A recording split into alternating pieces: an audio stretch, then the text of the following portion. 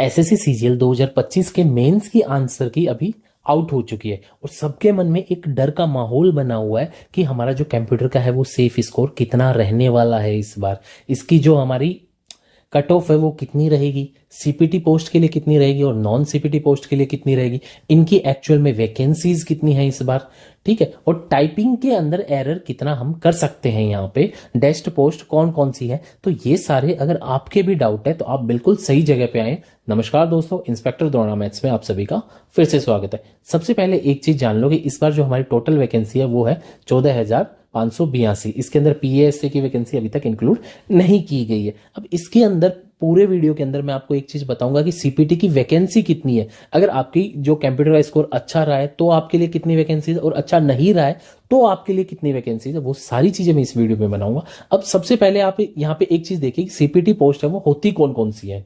यहाँ पे देखिए सीपीटी की जो पोस्ट है, एएसओ जो होता है assistant section officer in CSS, MEA और एएफएचक्यू, ये सारे किसमें आते हैं, सीपीटी के अंदर ही आते हैं। कंप्यूटर प्रोफिशिएंसी टेस्ट जिनके लिए आपके लिए जरूरी है यहाँ पे, ठीक है। अब प्रिवेंटिव ऑफिसर हो गया, आपका एग्जामिनर हो गया, ठीक है, और जो जीएसटी इंस्पेक्टर हमारी सबसे इसकी टॉप रेटेड पोस्ट हो गई, जो जीएसटी इंस्पेक्टर है यहाँ पे, ये वाली वैकेंसी हो गई क्योंकि इसकी सबसे ज्यादा वैकेंसी आती है ना यहाँ पे। और यहाँ पे जो पीएएसए हो गया आपका, ये वाला ध्यान रखना, पीएएसए भी जो होता है पोस्टल असिस्टेंट और आपका शॉर्टिंग असिस्टेंट, ये भी किस में आता है, आपका सीपीटी पोस्ट में ही आता है, ठीक है। इसके अलावा बेस्ट जो पोस्ट है आपकी डाटा एंट्री स्पीड टेस्ट जिसके लिए जरूरी होता है, वो वाली कौन कौन सी है, इसकी क्या कट ऑफ रहती है, तो उसके लिए पहले जान लो कि कौन सी वैकेंसीज होती है आपकी।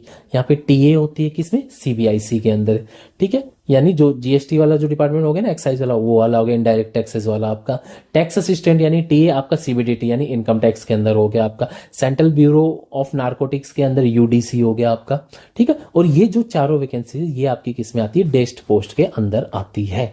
अब जानते हैं हम इसके लिए आपकी क्या क्या कट ऑफ रहती है यहाँ पे। तो देखो हमारे यहाँ पे सबसे पहले तो एक चीज जान कि अगर आपका कंप्यूटर का जो एग्जाम वो अच्छा गया है या फिर खराब गया है, क्योंकि बहुत से लोगों के मैसेज आए हैं मेरे पास यहाँ पे, सर हमारा 356 मार्क्स हो रहे हैं यहाँ पे, लेकिन मेरा कंप्यूटर के अंदर 12 ही बने हैं यहाँ पे, किसी के यहाँ पे 17 मार्क्स बने हैं, किसी के 21 बने हैं। तो इनमें से कौन पास होगा और कौन फेल होगा वो चीजें मैं आपकी क्लियर कर रहा हूँ यहाँ पे। तो इसको आप ध्यान से देखिए, कंप्यूटर के मार्क्स आपके लिए अब कितने कितने होने चाहिए आपके पास यहाँ पे। तो देखो 3 पार्ट में बट गई अब हमारी वैकेंसीज यहाँ पे। एक तो सीपीटी वाली हो गई यहाँ पे, ठीक है, एक नॉन सीपीटी हो गई, और एक है जो डेस्ट वाली वैकेंसीज हो गई।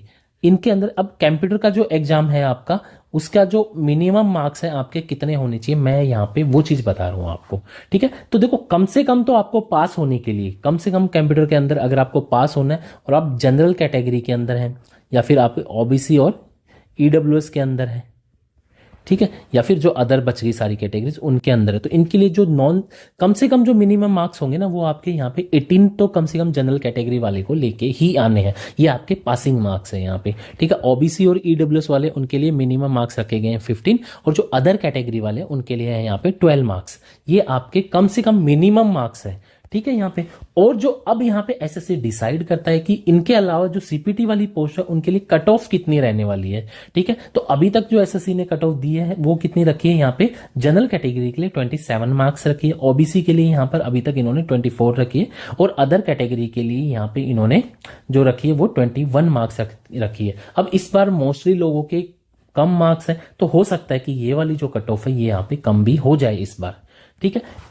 अब देखो ये वाले तो इनकी कट ऑफ होगी, सीबीटी के लिए होगी। इसके अलावा जो भी पोस्ट बच गई आपकी है ना, उसके लिए डेस्ट वाली पोस्ट के लिए भी और आपकी नॉन सीपीटी पोस्ट के लिए सबके लिए कट ऑफ कितनी है आपकी, मिनिमम आपकी 18 मार्क्स तो लेके ही आने हैं। तो आप बस इतना ध्यान रखें कि कंप्यूटर में कम से कम तो अगर आपको कोई भी पोस्ट चाहिए तो आपके 18 मार्क्स तो होने ही चाहिए यहाँ पे, ठीक है, जनरल कैटेगरी के लिए। और अदर जो कैटेगरीज है उनके लिए 15 और 12 पे भी काम चल जाएगा। तो ये तो बात थी हमारे कंप्यूटर के मार्क्स की। अब मैं बात करता हूँ यहाँ पे, अच्छा इसकी वैकेंसीज कितनी है सीपीटी की, है ना, नॉन सीपीटी की अगर आपके 18 ही मार्क्स बने हैं, आपके 15 ही बने हैं, तो आपको कौन कौन सी वैकेंसी मिल सकती है यहाँ पे, वो भी इस वीडियो में मैं आपको बताऊंगा। तो एंड तक आप इस वीडियो को जरूर देखें।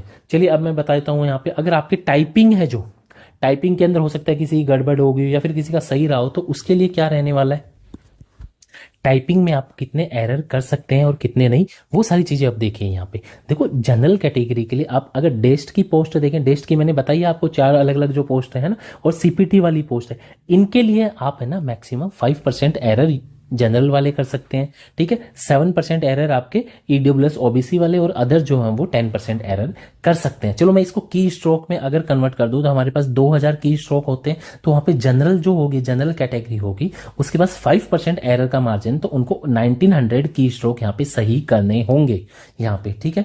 और आपका अगर ओबीसी और ईडब्ल्यूएस की मैं बात करूं, यहाँ पे ओबीसी और ईडब्ल्यूएस है ये, ठीक है, उनके पास यहाँ पे 7% मार्जिन होता है, तो उनको कम से कम 1860 यहाँ पे इतने तो की स्ट्रोक आपको सही करने ही होंगे। और जो अदर कैटेगरी बच गई यहाँ पे, उनके लिए यहाँ पे 10% एरर, यानी कि आपका 1800 यानी 1800 सॉरी है ना, 1800 की स्ट्रोक तो आपको यहाँ पे सही करने ही होंगे। ये आपकी कौन सी पोस्ट के लिए है, यहाँ पे ये डेस्ट और सीपीटी पोस्ट के लिए आपको कम से कम इतने की स्ट्रोक तो यहाँ पे सही करने ही होंगे। इनके लिए, इनके अलावा जो नॉन सीपीटी पोस्ट बच गई, ठीक है, उसके अंदर आपके पास कितने कितने की स्ट्रोक यहाँ पे सही होने चाहिए, तो वहां पे आपके लिए जनरल के लिए आपके पास जो होता है वो 20% का एरर का मार्जिन हो सकता है मैक्सिमम, ठीक है। ओबीसी और ईडब्ल्यूएस के लिए आपके लिए 25% और अदर जो बच गए उनके लिए 30% का मार्जिन होता है यहाँ पे। तो अगर मैं 20% देखूं इसका 2000 का यहाँ पे, तो आपको कम से कम यहाँ पे 1600 की स्ट्रोक सही करने होंगे, यहाँ पे आपको 1500 की स्ट्रोक सही करने होंगे, और अदर जो कैटेगरी उनको यहाँ पे 1400 की स्ट्रोक तो कम से कम सही करने ही होंगे। तो ये आपका क्या रहने वाला है, टाइपिंग के लिए इतने की स्ट्रोक आपके सही होने चाहिए, तब आपको जाके सीपीटी की जो नॉन सीपीटी वाली पोस्ट है ना वो आपको मिल सकती है यहाँ पे। अच्छा, कंप्यूटर के अंदर अगर आपका किसी का इससे कम स्कोर है यहाँ पे जनरल कैटेगरी का, तो वो सीधा डिस्क्वालीफाई हो जाएगा। ये चीज आप ध्यान रखें यहाँ पे, ठीक है। अब देखो आगे हम चलते हैं यहाँ पे। अब सीपीटी पोस्ट कौन कौन सी, उनकी वैकेंसीज कितनी है, वो सारी चीजें मैं आपको बता रहा हूँ। इससे पहले मैं एक चीज और बता देता हूँ, आप अगर 2026 के लिए जा रहे हैं यहाँ पे मेंस के लिए, प्री के लिए सारी चीज, तो मैंने यहाँ पे एक फ्री में बैच लेके आ रहा हूँ मैं आपके लिए, ठीक है, जिसका नाम है यहाँ पे एस्पिरेंट टू ऑफिसर बैच। इसके अंदर आपको पूरी मैथमेटिक्स यहाँ पे पेड कंटेंट है वो फ्री मिलेगा यूट्यूब के ऊपर।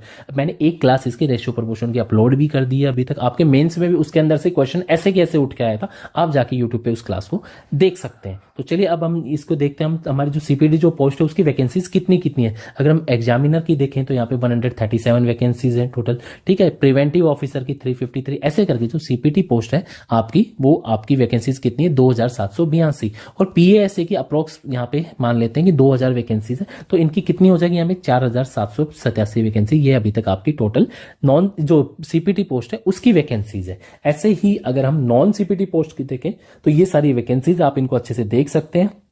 अगर आपके मार्क्स कंप्यूटर में कम रहते हैं तो आप अपनी पोस्ट प्रेफरेंस में इनके अकॉर्डिंग ही जाएं फिर वहां पे, ठीक है। ये नॉन सीपीटी पोस्ट की वैकेंसीज है। अच्छा, ये जो ब्लू में हाईलाइट कर रखा है ना यहाँ पे, ये आपकी डेस्ट वाली वैकेंसीज है, ठीक है। जो मैंने 4 अलग बताई थी ना यहाँ पे, ये डेस्ट वाली वैकेंसीज है, तो इनको भी आप अच्छे से देख लें। अगर आपके टाइपिंग वहां पे उतनी रही है, ठीक है, और मार्क्स आपके कम रहे हैं अगर 18 तक है, तो आप इनके अंदर भी जा सकते हैं यहाँ पे, ठीक है। ये आपकी नॉन सीपीटी जो वाली पोस्ट है वो है सारी, और इसकी कितनी वैकेंसी है आपकी 11,795। तो ये सारी हमारी वैकेंसीज है। तो ऐसे मिला के अभी तक टोटल आपकी 14,582 वैकेंसीज के लिए नोटिस आ चुका है। उसके अलावा पीएसए की वैकेंसीज है आपकी।